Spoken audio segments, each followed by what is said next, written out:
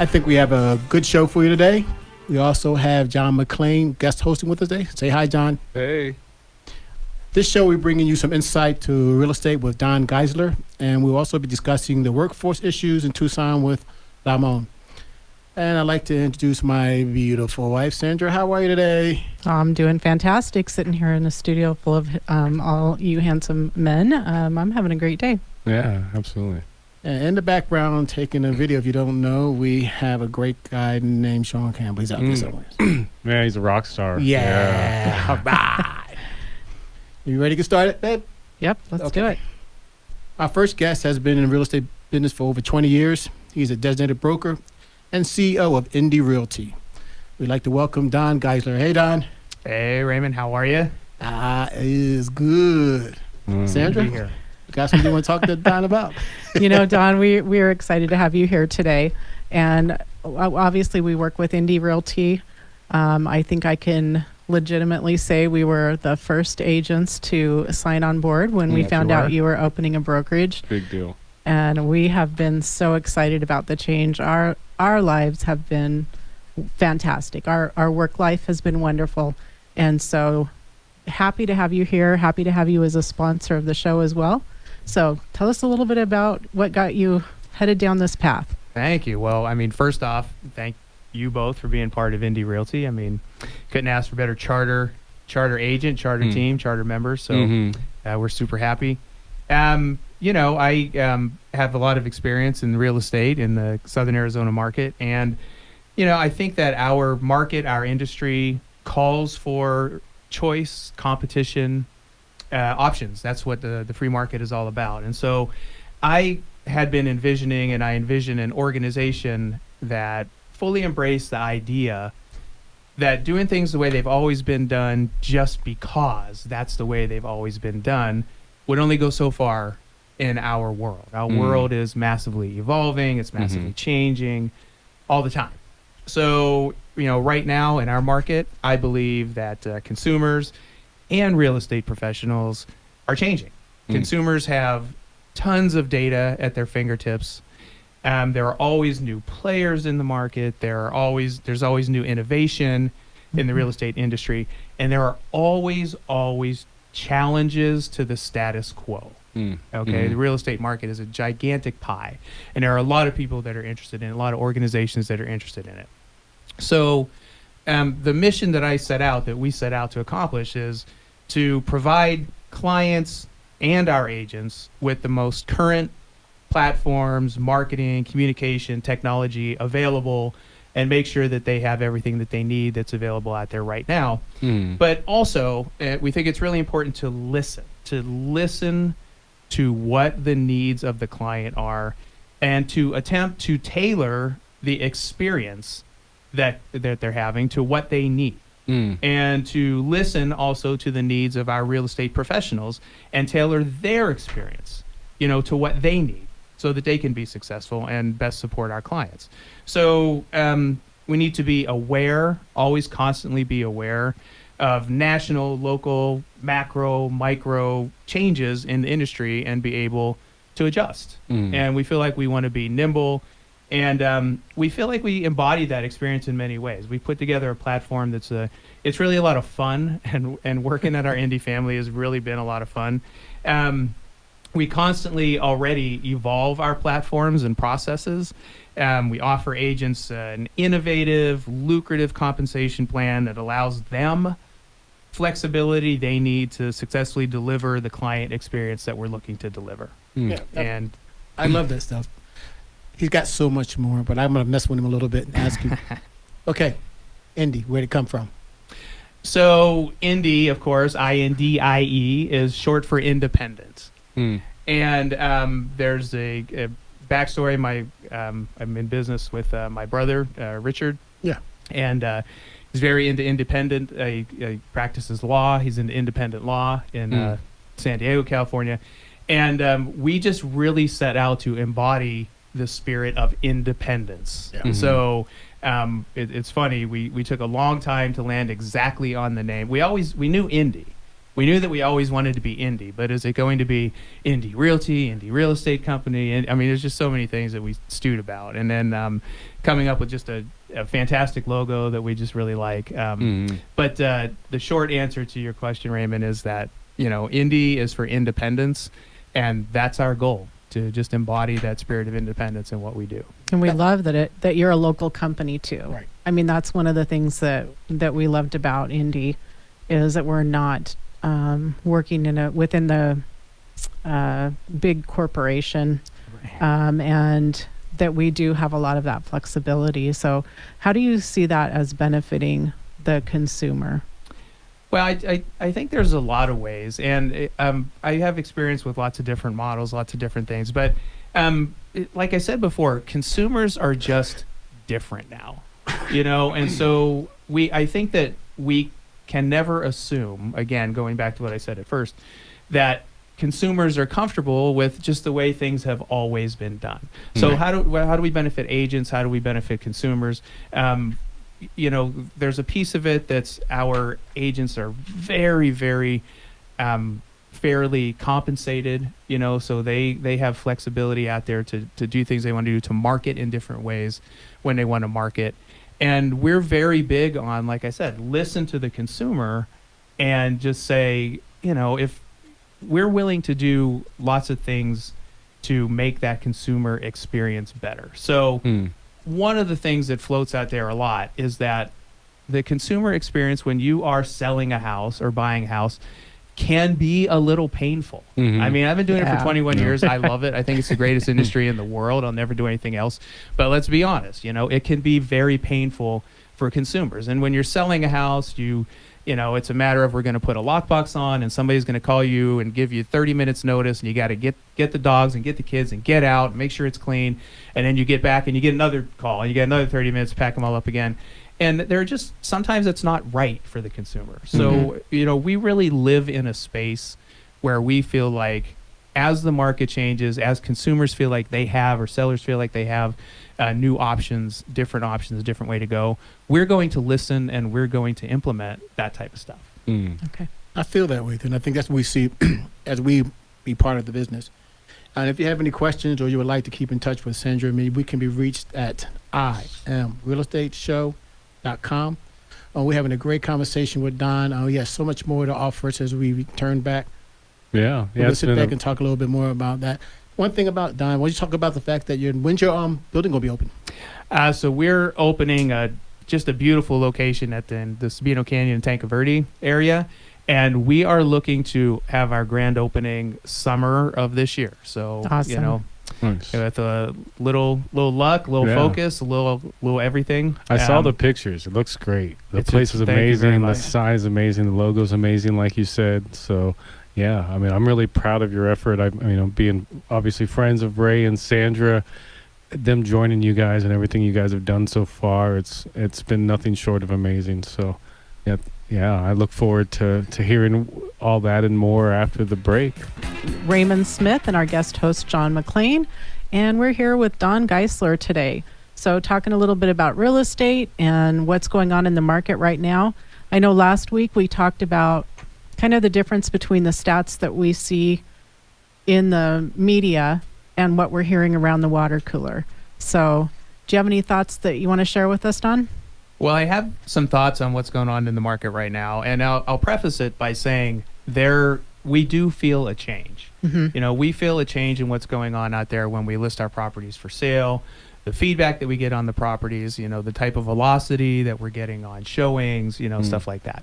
But so there's definitely a change, and we don't want to be, there's always kind of a standing joke in our industry, like everybody knows the market is going to change about 6 months after it did, so we don't want to be that, but at the same time, I think we have to be very aware that right now, clickbait is everything in the world, right? Clickbait, bad news. It's always everything. And so we want to steer away from that, because what you hear in national media right now is not necessarily relevant to our localized real estate market. So yes, for certain, real interest rates are up over where they were at this time last year. And I mean, statistically, they're significantly up. One of the stats that I saw was last year at this time of year, they were about 2.99%, and right now they're at 5%.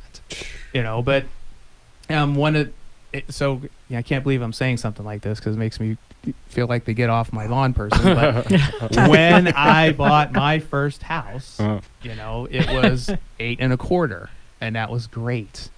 And so I've seen some things in the media, and I've been doing some research, and I've seen statements like interest rates have soared to 5%, and buyers are going to wait until interest rates come back down to a more reasonable level, and this type of sort of hyperbole. And so 5% is a great interest rate, and it's possible that we might have to understand that 5% could be the best interest rate that we see again for the rest of our careers in real estate, because the 3s and the 4s that we saw over the past couple of years were truly generational lows.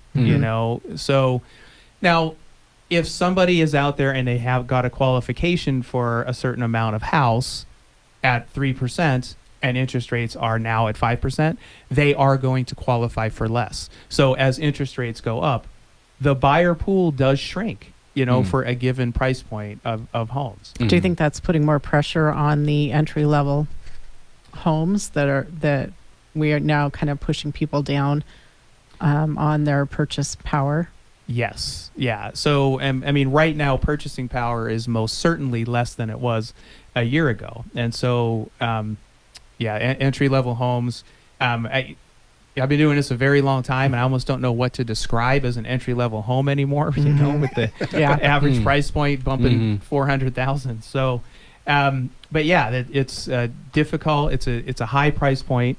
Interest rates are up, and so that buyer pool has shrunken a little bit.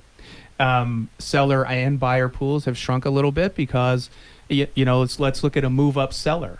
They're looking now at buying at the top, at a very high price point and at higher interest rates. So people that were looking to move up, sometimes they feel like it doesn't really make as much sense as it did a year ago. Yeah.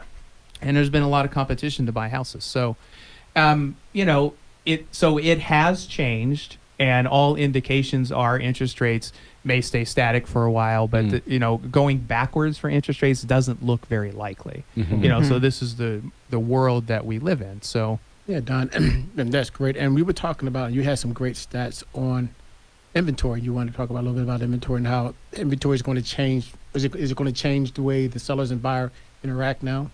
I think it is, except again that this is a national stat. The national news is that the national news that I saw today is that inventory is up dramatically and everything is changing. Well, in our local area in Tucson, inventory is certainly not up dramatically. Right. But there has been a change that we need to look at. And so, for right now, one of the stats I saw, new listings in May were 2,144. And it looks like our, 2,144. But our homes for sale, one of the charts that I pulled this morning, it's really interesting because when you go back over a 3-year period, when we talk about homes available for sale, this chart right now looks like a hockey stick. It's like literally a 45-degree angle downward since early in 2019, and then it hits a low point in August of 2021. And over that period, it went from 4,568 homes for sale in January 2019 to August of last year, 1,992, which is that's a 67% decrease. Now, what we see here is that's flat. When I say that the chart looks like a hockey stick, now we're at the bottom of the hockey stick. So we went straight down without a break until August 2021, and now it's flat. And it's been flat with just a very tiny upward tick since August of last year. So like, for example, what I'm seeing right now, August 2021, 1,992 homes for sale. May 2022, 2,132 homes for sale. So that's an increase of only 1.8% in homes. But the trend of it just falling has indeed stopped. So now it's time to see how long does it stay flat, and then when does it start ticking up. And this could potentially be the pendulum swinging from one side to the other, but it doesn't happen overnight by any means. Yeah. Didn't start here overnight, so it shouldn't not going to end overnight. And you're talking about how we hit the bottom. Our inventory was so low, we really couldn't go much lower and still have houses to sell. It's true, and there's some interesting nuance to that, where there were always houses to sell. It's just that everyone that came on the market was selling. So I mean, what we've had a vibrant sales market, and this maddeningly low figure of inventory of homes for a very long time hasn't come up, but there have still been houses hitting the market daily. It's just that they've all sold. So we haven't had this residual pool of housing inventory start to build up at all. Right. Well, with that being said, we're looking at numbers of sellers and buyers. Or you think that now are the buyers eventually getting a chance to buy houses now, because the sellers now have to understand that it's not the market, or rather the inventory is a lot bigger, so there's more houses like yours on the market? Well, I think that's a fantastic and super interesting question. You don't know the answer to everything. He asked you that with about a minute left. That's okay. Go be a rock star. I'll just say it takes sellers a long time to understand when the market has changed, and it's fine. I think that as professionals, yes, we need to set the expectation with sellers that there's a smaller buyer pool out there right now. There is a lot of still pent up buyer demand. So I think we're going to still have really brisk sales, and sellers are still going to be in good shape for quite a while. Hey, Don, we want to make sure we give you a chance to tell everybody how they can get a hold of you. Yeah, you can always reach me at 520-777-8973. That's at Indy Realty, and you can always available via email, dongeisler@indy-realty.com. Right. Our next guest is the Chief Information Officer at Tucson Asphalt Contractors, and is the president and founder of Southern Arizona Construction Career Days. Raymond Gander. How you doing? Ramon Gander. How you doing, Ramon? Great, Raymond. How are you? Yeah, welcome to the show. We are so glad that you're here with us today. So I know in real estate, we talk a lot about workforce shortages. Really, I mean, when you're looking at someone who started building a home in January, they were in at 3% interest, right? And now we're at 5%. By the time that home's complete at the end of the year, because we can't get laborers in, we can't get trades in, we don't know if they're going to be able to still qualify for that house.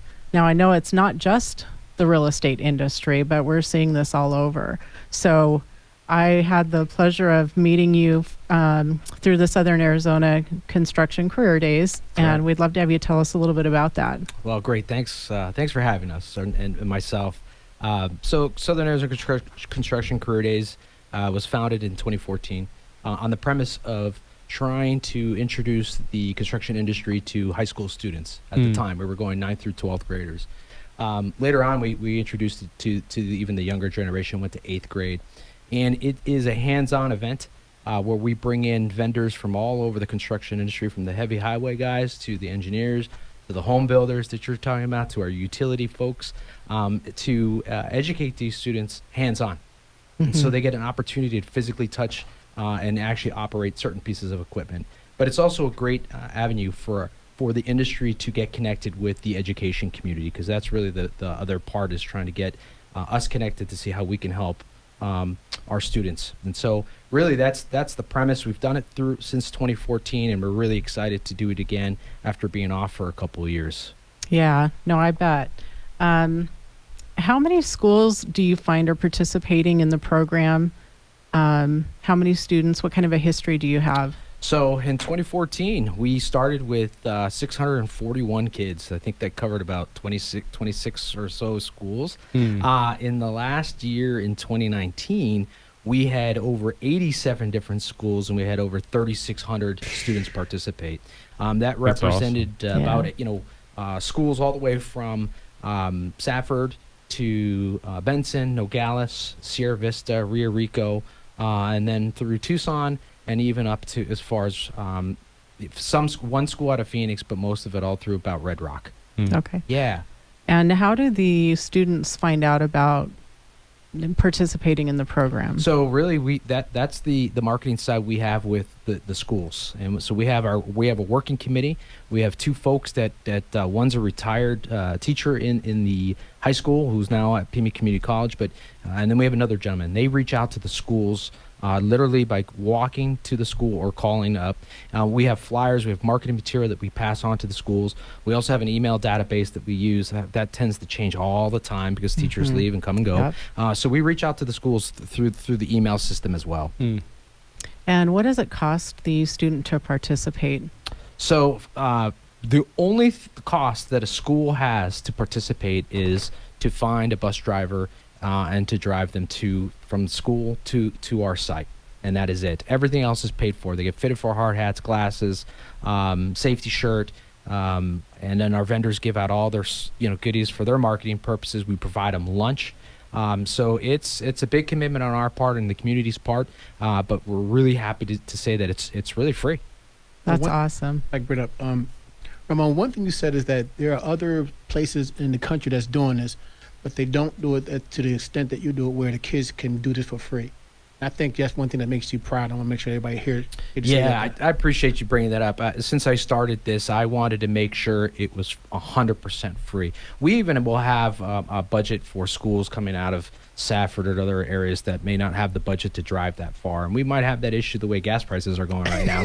So we're anticipating that. But yes, it is 100% free. We're really proud of that. We know other groups like us don't do it that way. We're very rigid on how we hold and host our event, but it is absolutely free, and we're really excited. And thanks to our partners and our sponsors for making that happen.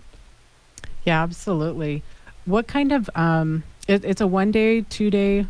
So it's a 2 day for the schools. The schools can pick to come either day. Some schools, the larger schools, will come twice because they'll split up their school. But it's a 2 day event. It's on this year's November 2nd and 3rd, so it's a Wednesday, Thursday. But the commitment on behalf of our sponsors and our vendors is all week. We start Monday with blue staking and getting the tents, and then Tuesday the vendors, and then Wednesday, Thursday the actual event, and then Friday it's also of a cleanup day. Here's the thing for me. I've been to a couple of Ramon's meetings and stuff, and they say this word, and now I get a chance to ask it because other people are wondering, well, what is blue staking? Blue staking, so we're basically looking underground and making sure that we could dig and dig responsibly, as I say, right? So we have to do that because we have folks like TEP, Tucson Electric Power.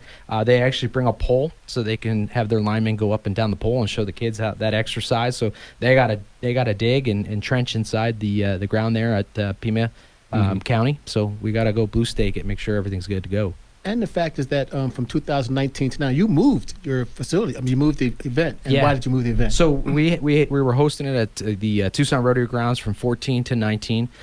Great location. We actually did some we actually put concrete down for them. So we worked out some deals with the rodeo grounds, but we grew so much that we needed a larger space. So now we're going to host it just south of the ballpark at Keno. On the Pima County site. They have a great site right along the freeway that's probably about twice the size of what we're at the rodeo grounds. And so we're anticipating growth now and into the future, and we want to reach 5,000 kids at one point, if not even more than that. So at this point, we're just anticipating growth. I think that's what I loved about listening to you talk at all the meetings. And if you guys don't know, every meeting he starts with a question for everyone. Yeah. And it's just hilarious to hear a bunch of smart contractors and men and women engineers. Everybody has a different answer about it, but it's just so much fun. It brings everybody together. And I want to let you know that's probably the coolest thing I've seen at start a meeting. So what's your favorite holiday? Yeah. Is a hot dog a sandwich? My favorite. My favorite is a hot dog a sandwich. It's I got to come up with one again coming up in a couple months. I got to ask John, what do you think? Is a hot dog a sandwich? I'd say my initial instincts no, but I definitely feel like it's debatable for sure. No. Wait and not commit. No. There's a hot dog or sandwich. You gotta commit. We I didn't say allow no. that. Okay. Yeah. I was a no too. So Yeah. Someone said that in their family they put the hot dog on Wonder Bread, and therefore I have to say in their case it is a sandwich. Yeah, absolutely. Yeah. Like I said, it was debatable, but that's me, Mr. Non-commit on the answer. But but I look forward. Well, we have more from Ramon after the break. He's as we already mentioned, the Chief Information Officer with Tucson Asphalt Contractors. He's also president and founder of the Southern Arizona Construction Career Days. So you guys hang in there. If you want to go ahead and grab a drink real quick, you can do that. But also, we ask that you go to IamRealEstateShow.com. Talking to Ramon with the Southern Arizona Construction Career Days. Thank you so much for being here. We also have our guest host, John McLean, with us. Thanks for having me, guys. Hey, we're happy to have you here. Like, I don't know, as much as ever, as much as I love doing my show, the Common Good Radio Show, and I have some powerhouses in studio with me, seeing the powerhouses you guys bring in studio, it's an honor. So thank you for letting me be the baby in the corner, making sure that the train stays on the track. Yeah, so, we appreciate you being absolutely. here for sure. So just picking up kind of where we left off, you could not do this event without a lot of community support. Yeah, I'm very transparent in that. We got to raise $92,400 this year just to break even. My personal goal is $100,000 as of this morning. I think we're at about $82,500. We reach out to every construction company we can in Southern Arizona. Thanks to you, we've got in front of others like FC Tucson and Tucson Association of Realtors. And so, it's a community-wide event that gets us to that point, and things from paying for the meals and the shirts and our safety stuff, along with water. Right in November, it still can be really hot out, and so we need about 10,000 bottles of water, and that's not just for the students; it's also for our volunteers that are participating with us. John, I'm sorry, Ramon. How can people get a hold of you to support this event? Yeah, so we have an active website. You can go to saccd.org. You can also call me directly on my mobile, 520-419-7466. And what are the dates? This year's events is November 2nd and 3rd. What I like about it is that it's during the week, which I would thought it might be on the weekend. I would think it's so cool that it's during the school hours, during the school times. Well, we try to make it, just like a regular school program. We don't consider it like a field trip because we really want to make sure that they understand this is an active job site. And so we make it so, and then the kids have to operate that there. So we're on a schedule for them too, and then they also have to get back to make sure they get home on time. Yeah. So what does the day look like for them? So the day, go to school just like normal. Sign in just like normal, hop on the bus, drive down over to the Pima County site. They get dropped off. They get greeted by one of our hosts there. We go through kind of what I'm going to say right now. Then they get off the bus and they get a hard hat, safety glasses, and a shirt. And they get to keep those items, right? Yep. So then they get to sit down. We go through a safety briefing with one of our safety professionals from one of the construction companies. And then we put them out into the 4 areas. We focus on heavy civil and mining, building construction, engineering, and utilities. So we kind of split it up, and then we rotate them clockwise based on how much time, about an hour or so. And then we kind of rotate so that they get a little bit of everything. Do they get to know kind of what the career path would be for them if they chose, say, mining, for instance? So that's the hope, right? We tell our vendors we want to make sure it's a hands-on, but we also want to make sure that they give out information so that the students know how to get a career and where may be the training in order to get that. And some companies out there will say, you don't need training. You come to us, we'll train for you. And we've had that. We've had kids actually get hired on the spot. Wow. And so that's a fantastic piece. Now, I say this, we're not there to do that specifically, but if that happens, it's a bonus to the whole situation. Right, right, for all parties. Absolutely.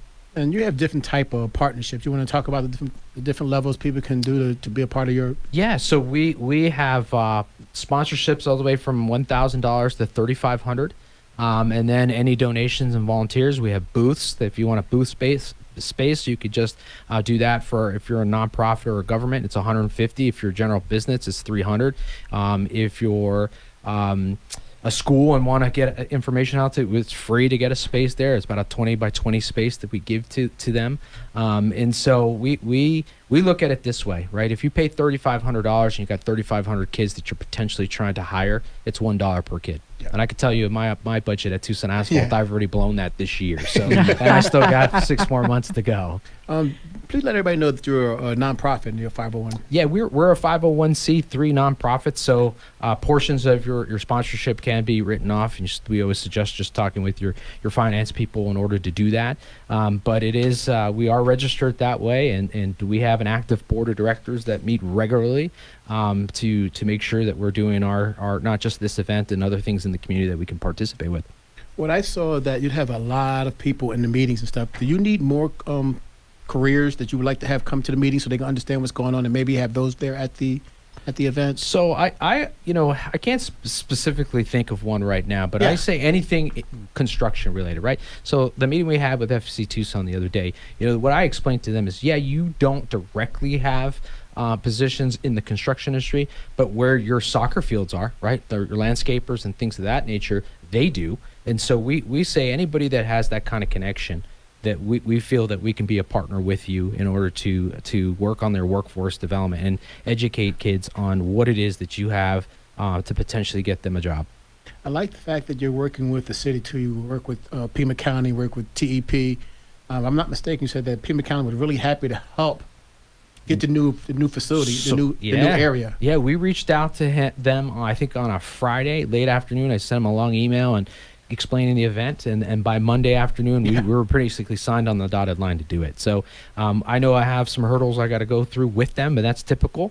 But they literally opened the door to us in a matter of a day. When did you start? I want to find that out, because I really believe that me and Sandra got into this late. It seemed like once construction day is over, like the next day you're starting for the next year. So So this year we started a little earlier because we hadn't done the event in so long. I wanted to make sure we reached out to the community early. So we started in January with the mixer that we held at the U of A, and then our committees didn't meet, I think, until the end of March. Okay. Normally in the years past, I've gone about April or even May. But I knew this year with the new planning committee and new folks like yourself who hadn't participated, I needed to make sure they kind of got a good feel for it. We took our time. Plus, we lost a lot of folks who were my direct contact in the construction industry for sponsorship, that I had to go back out and do another presentation. So just a little more time this year. We end after the event, so in November with the event, but then we'll host a wrap-up meeting in November. We'll probably do another mixer, especially if we get to my personal goal. I'm going to host a mixer for everybody and thank those folks that helped us and celebrate that. A question I'm interested in, Ramon.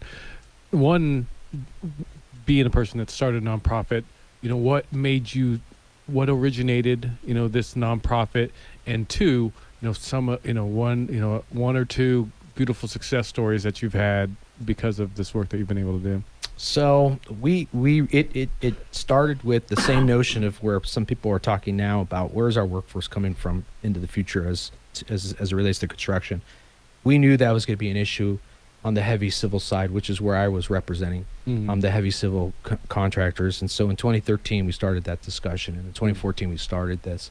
And so we recognized that we're just a sliver of the overall pie here, but the nice part is we've been recognized for our work, and I think it's because we do a hands-on event. And I think a lot of the events that I see go around are all great and supportive, but not necessarily hands-on. I think that separates us. So that's one maybe to your success. The other success, I'm going to use a personal anecdote because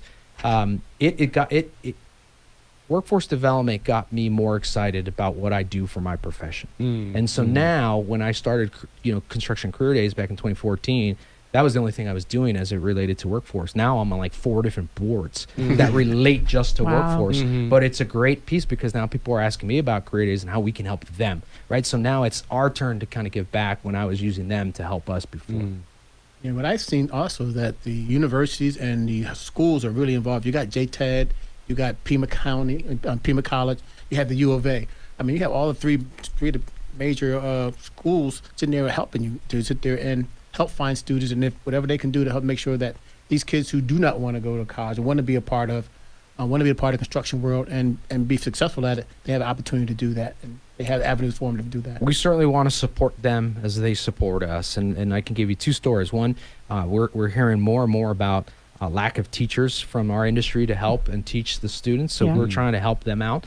And then I Wow. think it was in 2018, we heard of a school that was closing down a trade program, and so we reached out to the superintendent about that program and try to do what we could to help save that. So we want to be a resource too at the same time, but we definitely have some great partnerships in the community as it relates directly to job placements and training for our younger generation. Make sure we don't. I'm sorry. Well, I was going to just ask, how many volunteers does it take to pull this off? Because So I'm around 300 volunteers. Did you guys hear that number? 300, yeah. So that's, if there's anybody out there that really wants to just spend some time with even if you're not in the construction industry and want to help support and volunteer, we'll be happy to do that. We got a good volunteer committee that supports those folks and let them know how to get involved, where we need them, and teach them what they could do for a couple of days. So when you're talking hosting 3,500 kids plus another 300 volunteers, that's a lot of people. And so yeah, we need all the hands we could get to help us out. Want to make sure that we do not run out of time. But I want to make sure. Please tell us about the date that we're going to have this, where it's going to be, how they can get a hold of you, and any other information you think they need to have. So this year's event's going to be, again, November 2nd and 3rd. It's a Wednesday and Thursday. We're hosting it at the Keno Sports Complex just south of the old TEP Park in the parking lots just south of butting the I-10. You can get a hold of us at our website, saccd.org, or you can call me, 520-419-7466. We want to thank you. Who we had on the show today was Ramon Gaanders, who is the Chief Information Officer at Tucson Asphalt Contractors and is president and founder of this great organization called Southern Arizona Construction Career Days, who my wife thinks is one of the greatest things in Tucson. yes, I do. And we thank you. Thanks for having me. Thanks for having us. And thanks for your involvement to both of you. And I appreciate you coming to our meetings too. So We think what you guys are doing is phenomenal. Thank you. And I can't even imagine having almost $100,000 budget Yeah.